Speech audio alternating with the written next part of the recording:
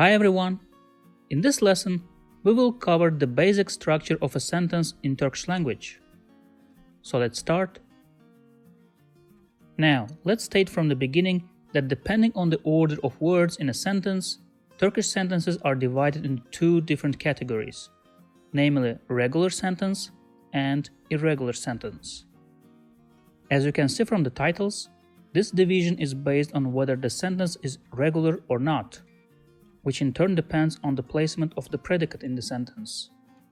So what is predicate? Predicate is one of the parts of a sentence, same as subject, object, or modifiers. Let's quickly cover them first. By definition, predicate is a word that describes an action or a state of being in a sentence. Well, traditionally and usually, it is the main verb of the sentence.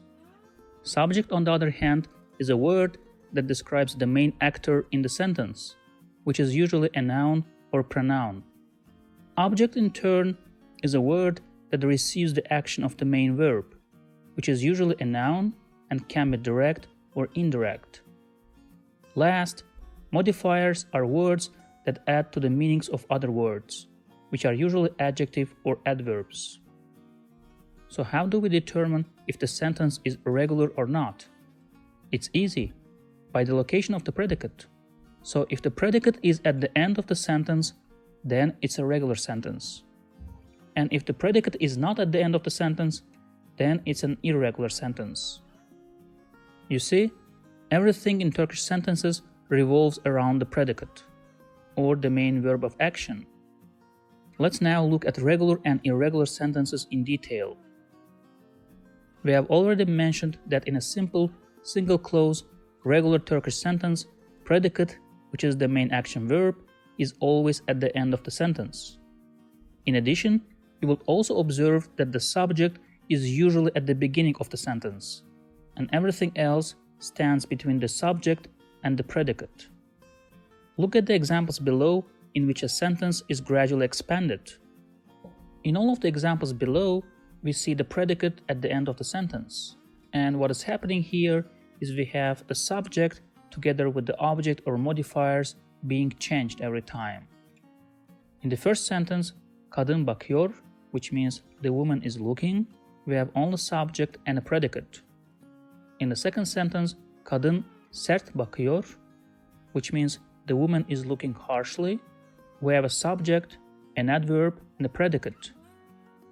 In the third sentence, kadın bana bakıyor, which means the woman is looking at me, we have a subject, an object, and a predicate. In the last sentence, kadın bana sert bakıyor, we have subject, object, modifier, which is an adverb, and a predicate. So you see, in all these cases we have the predicate at the end, the subject at the beginning, and all other things happening in between. Also, when we talk about the regular sentences, we have to mention that it doesn't matter whether the sentence is affirmative, negative, or interrogative.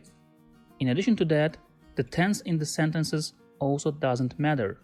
It can be future tense, present tense, past tense, it doesn't matter. The predicate in all of these cases will be always at the end. Let's look at the examples below. Bugün erken geldim. This is a regular affirmative sentence where the predicate is at the end. In the second sentence, onlar beni dinler, we have again affirmative regular sentence. In the third example, seni sevmiyorum, this is the negative regular sentence. It's negative, but it's still regular because the predicate is at the end. In the last example, yarın gelecek misin? This is a regular interrogative sentence where again the predicate is at the end. So just to sum up, in all the regular sentences in Turkish language, you would expect the verb, the main action verb, or the predicate to be at the end of the sentence. When it comes to irregular sentences, the main point here is that the predicate, the main action verb in such sentences, is not at the end of the sentence. And that's the only rule. Now the question is, when will you make an irregular sentence? Well, the place of the predicate will be mostly changed to specifically emphasize a specific word, which is mostly done using intonation in Turkish language. On the daily basis, when you speak daily Turkish, you will face and practice many of these irregularities. Also, you will see many irregular sentences in literature, more specifically in poetry, and that is basically done to fit the rhyme structure of the poems. Now, in the examples below that were used in the previous slide, we changed the place of the predicate, which resulted in somehow a different intonation and emphasis on different words. In the first sentence, erken geldim bugün. The emphasis here is mostly on erken. In the second sentence, beni dinler onlar. The emphasis here is on beni. In the third negative sentence, sevmiyorum seni. The emphasis is on sevmiyorum, on the verb itself. And in the last interrogative sentence, gelecek misin yarın? The emphasis is on gelecek misin, again the verb itself.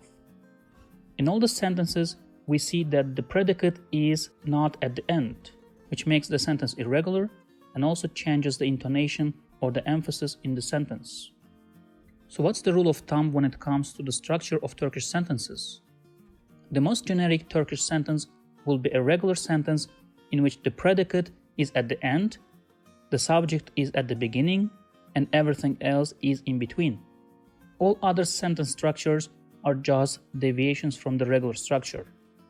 So in the first example below, the sentence is a regular negative sentence which has a subject, an object, and a predicate. In the second example below, the sentence is a regular affirmative sentence which has only a subject and a predicate. In the third example below, the sentence is a regular interrogative sentence which has an object and a predicate. The subject here is hidden and can be understood from the personal ending of the predicate, which is sen in this case because of duyuyor musun. In the fourth example below, the sentence is a regular affirmative sentence which has a subject, a modifier adverb, and a predicate. That's it for Turkish sentence structure. You now know how to construct basic Turkish sentences. See you in the next lessons. If you liked this video, please subscribe to my channel below for more videos on Turkish grammar, vocabulary, and pronunciation.